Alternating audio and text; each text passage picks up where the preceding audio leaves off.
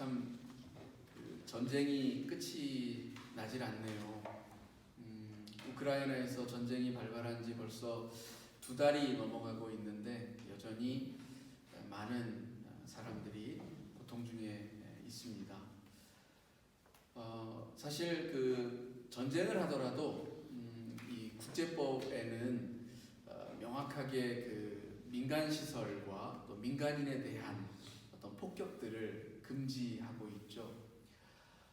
만약 그런 시설과 또 민간인들을 공격하는 일을 행하면 전쟁 범죄에 해당이 되어서 나중에 전쟁이 끝나더라도 국제사법재판부에 회부될 수도 있는 사안이 됩니다. 그래서 사실 어떤 우리가 공격을 한다 하더라도 미사일과 같은 또 혹은 포와 같은 어떤 그런 것을 무기를 통해서 공격을 한다 하더라도 이 좌표가 좀 정확하게 설정이 되어져야 합니다. 어떤 그 좌표가 분명하지 않아서 그와 같은 어떤 오류가 생기게 된다면 예상하지 못했던 혹은 전혀 의도하지 않았던 문제나 큰 많은 피해들이 발생하게 되죠. 전쟁과 같은 것들은 당연히 일어나지 말아야 할 일들입니다. 그리고 설사 그와 같은 분쟁이 어쩔 수 없이 생긴다 할지라도 그 목적이 분명해야 하고 또 그 안에서 피해를 최소화할 수 있는, 무엇보다 생명이 그 어떤 피해도 입어서는 안 되는 것이 분명한 사실입니다. 오늘 좀 이와 같은 어떤 그 좌표 혹은 목적에 관한 말씀을 좀 드리려고 합니다. 오늘 저희가 읽은 이 다니엘서에서 다니엘은 이렇게 문장을 시작하고 있죠. 다니엘이 뜻을 정하였다라는 얘기는 목적을 세웠다라는 얘기입니다. 어떤 목적을 세웠는가 하고 보니까 느부갓네살 왕이 주는 음식을 또 그가 주는 포도주를 내가 마시지 않겠다, 먹지 않겠다. 그래서 내 몸을 더럽히지 않겠다라고 하는 내용입니다. 다니엘은 유대 귀족 출신의 자녀입니다. 바벨론은 유다를 점령한 후에 그 땅에 있는 그 좀 똑똑한 지혜로운 젊은이들을 강제로 데려다가 교육을 시켜서 그 나라의 일꾼으로 삼는 정책을 펼쳤습니다. 다니엘과 또 오늘 본문에 나오는 세 친구가 또 그에 해당하는 인물들입니다. 그런데 이 바벨론의 궁정에서 자라는 이 소년들에게 정해진 음식과 음료가 있었습니다. 그것을 통해서 건강을 관리하고 또 교육을 잘 받아서 장차 이 나라의 일꾼이 되도록 하는 것이었죠. 그런데 문제는 이 왕이 주는 음식이라는 것이 바로 우상에게 드려졌던 제물인 경우가 많았습니다. 이렇게 제물로 바쳐졌던 것이 그 왕을 통해서 이 소년들에게 하사가 되어졌던 것이죠. 그러다 보니까 다니엘은 하나님을 믿는 하나님의 자녀로서 늘 마음속에 거리낌이 있었던 겁니다. 그래서 비록 왕의 명령이지만 내가 하나님께서 말씀하신 우상의 제물은 먹지 않겠다라고 하는 그런 각오를 세우고 그런 목적하에서 이제 왕의 음식을 거부하게 되어집니다. 그런데 이 일은 사실 이 소년들을 잘 관리하고 치리하는 환관장의 입장에서는 굉장히 큰 일이었고 문제였고 자기의 목숨이 달린 일이었습니다. 왜냐하면 만약 이 소년들에게 건강에 문제가 생긴다면 그것을 관리해야 할 책임이 있는 자기에게 그 책임을 묻게 되기 때문이죠. 그래서 이렇게 주저하고 있을 때에 다니엘이 말합니다. 걱정하지 마시고 한번 시험해 보십시오. 우리들에게 왕이 하사하는 음식 대신에 채식만 할 수 있도록 주시고 물을 주시면 열흘 후에 다른 소년들과 비교하여 보아서 어떤지 보시고 확인하시라. 그렇게 해서 열흘 동안 이 소년들에게 왕이 주는 기름진 음식이 아니라 바로 이 채식을 주게 되어지고, 그랬더니 열흘 후에 보니까 정말 이 다니엘과 세 친구의 얼굴에서는 윤택이 나더라는 겁니다. 훨씬 더 아름답고 건강해 보였다라는 것이죠. 그래서 환관장이 그 이후에는 이 소년들에게 왕이 주는 그 하사품을 강권하지 않게 되었다라는 얘기입니다. 여러분, 다니엘은 목적을 세웠습니다. 그런데 그 목적은 다른 것이 아닙니다. 하나님을 좀 더 잘 섬기려고 하는 마음이었습니다. 그리고 자신의 몸을 우상의 제물로 더럽히지 않으려고 하는 그런 순수한 마음이었습니다. 그러한 목적하에서 자기가 실천할 수 있는 목표를 행한 것입니다. 사실 이 다니엘이 실천하고 있는 이 행위는 신약적인 관점에서 보면 그다지 큰 일은 아닙니다. 왜냐하면 이미 신약 시대에 오면 바울이 우리들에게 이야기하고 있는 바가 분명히 있죠. 바울이 이 그리스, 터키 이 지역을 선교하다 보니까 한 가지 문제가 생겼어요. 뭐냐면 이 신전에 바쳐진 음식을 먹을 수 있느냐 없느냐 하는 문제로 굉장히 큰 이제 논쟁이 생긴 겁니다. 이방인들에게는 사실 이제 음식이라고 하는 것이 그렇게 큰 문제가 아니었는데, 유대인들에게는 율례상 우상에게 바쳐진, 신전에 바쳐진 음식은 먹어서는 안 된다라고 하는 규례가 있었기 때문에 이게 이제 논쟁이 되었던 거죠. 근데 바울이 뭐라고 이야기를 하냐면, 하나님이 주신 음식이 우리가 어떻게 정하다 부정하다 할 수 있느냐? 하나님께서 주신 것은 다 정한 것이다. 마음껏 먹을 수 있다. 그러나 거리낌이 있는 경우, 그리고 누군가를 시험에 들게 하는 경우라면 삼가하라. 이것이 이제 바울이 준 하나의 해결책이었던 것이죠. 그래요. 우리는 이 말씀을 통해서 오늘날 살아가고 있는 우리들에게도 적용을 합니다. 우리의 삶에 있어서 음식을 가리지 않죠. 구약 성경에서 부정하다, 정하다 이렇게 나뉘어진 음식을 따르면서 여러분들이 그것을 구별하거나 가려서 먹고 있지는 않잖아요. 베드로가 고넬료의 집을 방문을 해서 그에게 하나님의 복음을 전하려고 하기 전에 그가 하나의 환상을 보죠. 보자기에 쌓인 음식이 하늘로부터 내려오는데 거기에 쌓인 음식들이 무언가 하고 봤더니 성경에서 금하고 있는 그런 부정한 그런 음식들인 거죠. 돼지라든지 뭐 그런. 베드로가 강력하게 거부를 합니다. 하나님, 이런 음식들을 제가 어찌 먹을 수가 있겠습니까? 하나님이 계속 먹으라고 합니다. 그런데 베드로는 먹을 수 없다라고 이야기합니다. 신실한 하나님의 자녀로서, 유대인으로서 어찌 부정한 음식을 먹을 수 있겠느냐 말을 하죠. 하나님이 그럽니다. 왜 내가 정하다 하는 것을 네가 부정하다 하느냐. 그래요. 우리가 신약적인 관점에서 보면 이 다니엘의 실천은 별것 아닌 것 같습니다. 오히려 어쩌면 좀 뭔가 이 자신의 목숨을 담보로 한 매우 위험한 행동인 것처럼 보여져요. 왜냐하면 이 행동을 통해서 오히려 자기의 하나님이 주신 그 생명을 쉽게 왕의 노여움을 사서 빼앗길 수도 있는 상황이잖아요. 그러나 다니엘은 믿음을 가지고 왕이 주는 음식을 것을 먹지 않겠다라고 하는 그러한 실천을 하게 되었습니다.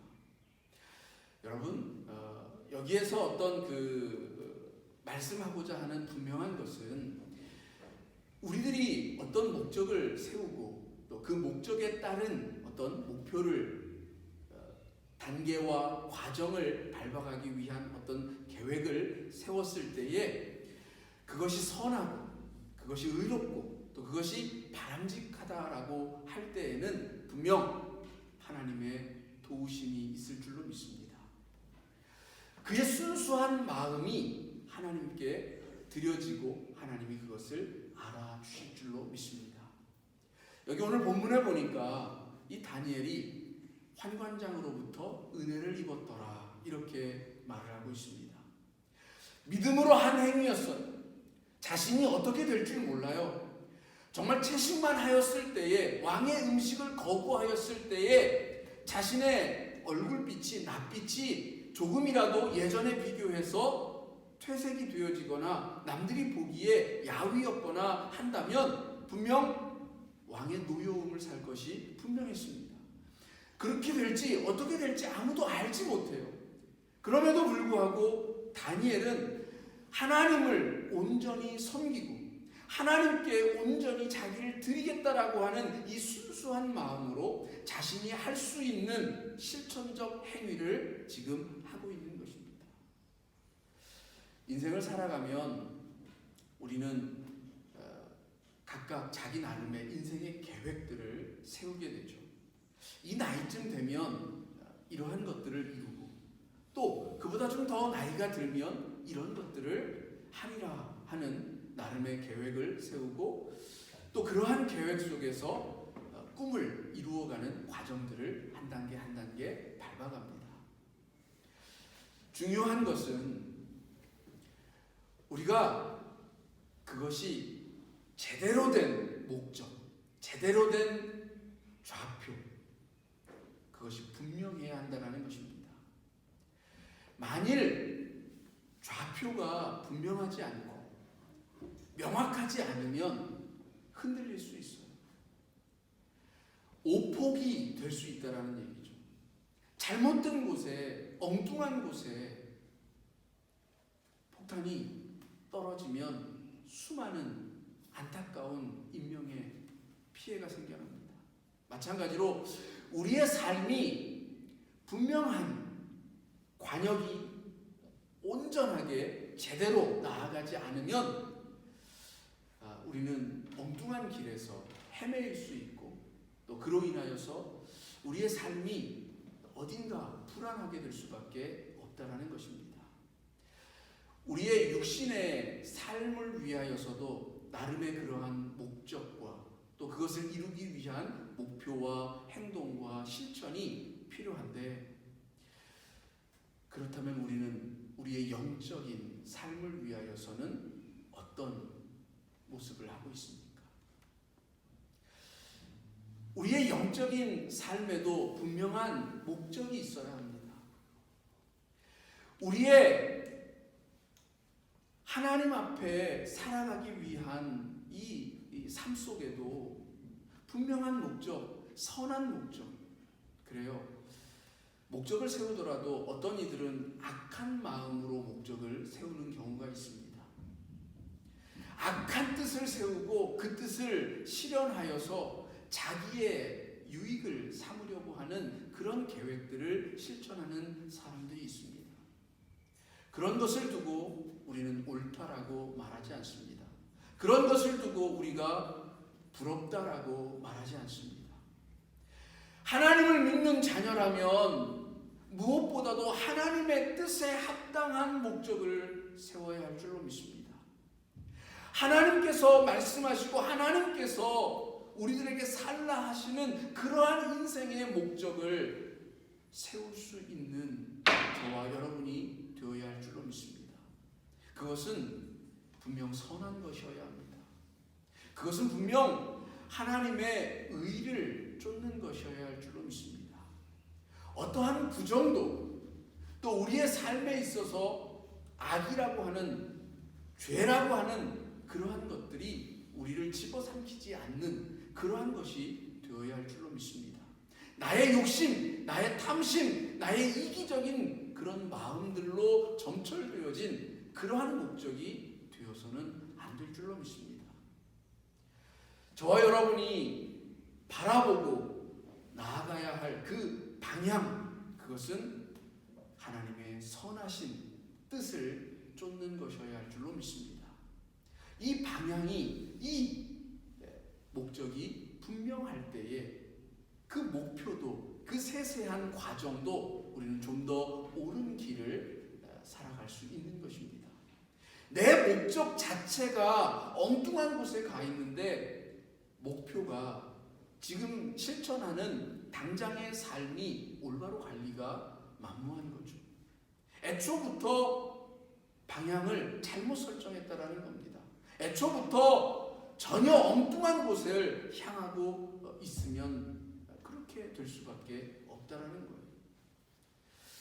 또한 여기 다니엘이 이러한 선한 뜻을 가지고 순수한 마음으로 하나님을 쫓고자 했을 때에, 그러한 실천을 살아가려고 했을 때에 다른 세 친구들, 사드락과 메삭과 아벳느고와 같은 이 다니엘의 세 친구들 역시도 그를 따라서 채식을 하겠노라고 하는 이야기를 하고 그들도 똑같은 실천을 합니다. 일종의 다니엘이 선한 영향력을 끼친 거죠.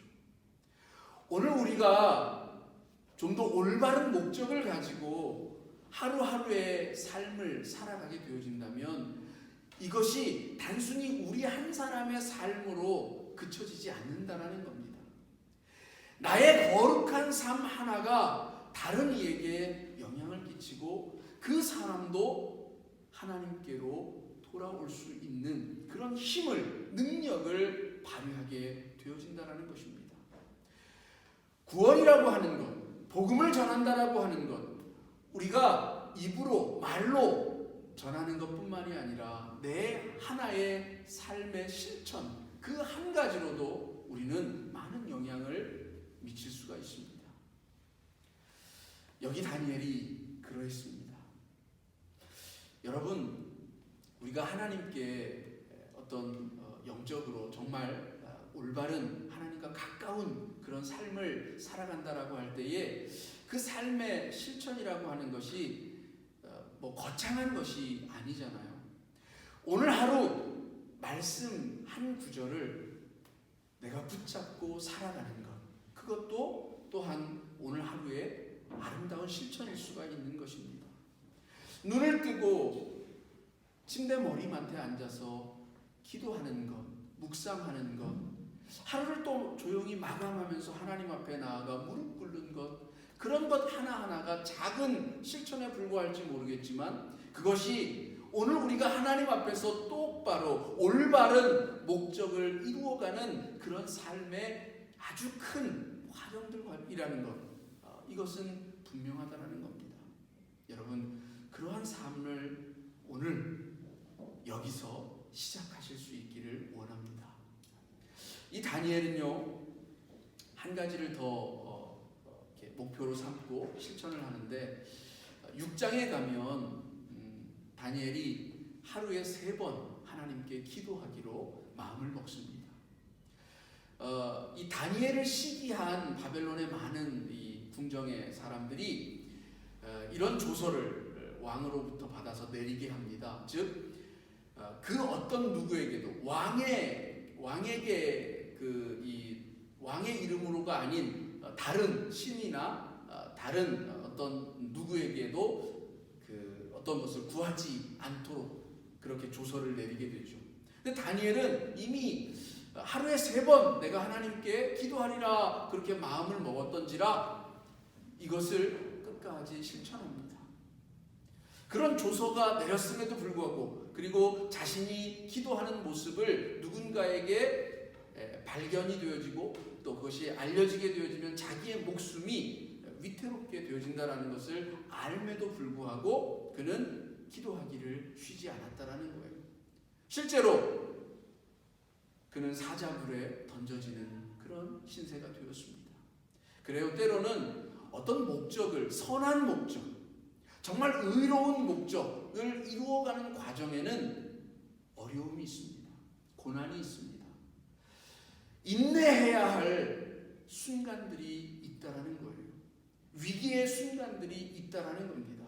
그러나 우리의 목적이, 우리가 나아가는 그 방향이 진실로 옳고 바르고 하나님 앞에 부끄러움이 없다면 여러분 견뎌야 할 줄로 믿습니다.